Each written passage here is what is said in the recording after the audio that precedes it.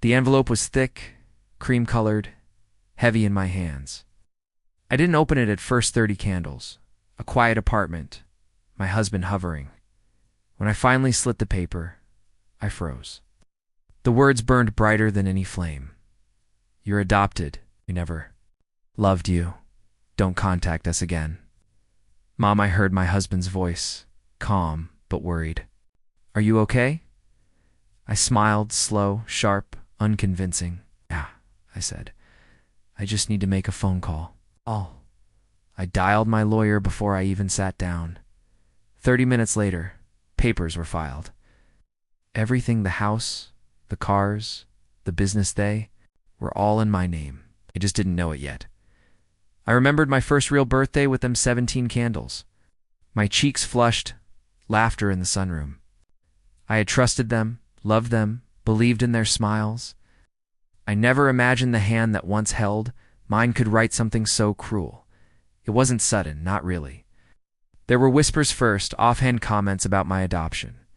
Small dismissals I brushed off as paranoia. Then the little lies, the hidden accounts, the phone calls I wasn't supposed to overhear. I saw the cracks. I just didn't know the chasm beneath them until that card arrived. I didn't cry, not then, not ever. I set the card aside, let the venom sit on my tongue. I let it simmer. Anger is useful when it's measured. The next days were deliberate.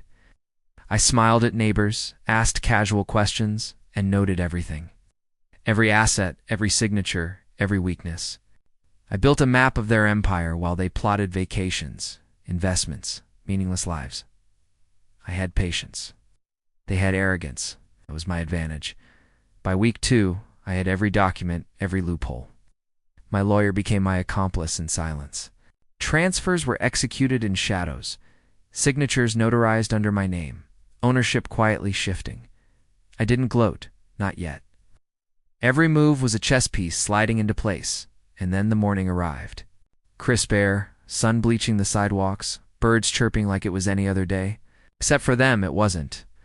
I watched from a distance as uniformed officers approached the front door. I stayed in the car, calm, sipping coffee, feeling the weight of inevitability descend on them. The neighbor waved back, a small smile. Perfect timing, perfect control. Through the tinted glass, I saw them shock painted across their faces, disbelief, fear creeping in. The papers, the legal filings, the evidence, they were in motion. Every asset they thought was theirs vanished like smoke. Their empire, in my name. Their trust and permanence gone. I remembered the way my mother had looked at me when I was 10, the cold calculation hiding behind feigned love. I remembered the nights I lay awake wondering why affection came with conditions. Now watching them flail in the consequences of their own greed, I felt a clarity I had never known. Justice wasn't loud. It was inevitable. My husband leaned closer in the passenger seat. Are you satisfied? I asked, eyes sharp. I didn't answer immediately. I watched them stumble through their paperwork, through the realization step by step. There's an art to watching. Pride crumble. Silence can speak louder than a scream. Finally, I spoke. Yes, I am. I didn't gloat, didn't celebrate. I let them understand every loss themselves, every betrayal they had planted, every lie that had hollowed me out. They were now their own undoing. It was a quiet victory, but deeper than anything shouting could achieve. Later, I returned home. The apartment smelled faintly of my birthday candles, melted wax, and vanilla. I sat down, the card still on the table. I traced the letters with a finger. We never loved you. They were wrong. I loved myself enough to reclaim everything. I loved myself enough to be meticulous, patient, and unstoppable. They had underestimated the quiet ones, the ones who wait and plan in silence. I had one because I didn't react in anger.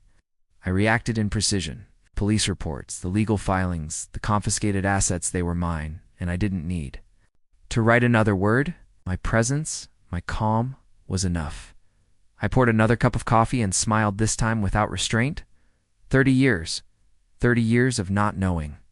And today, Justice wasn't a concept. It was my birthday gift. I burned the card. The fire was clean, bright, and absolute, and I felt free.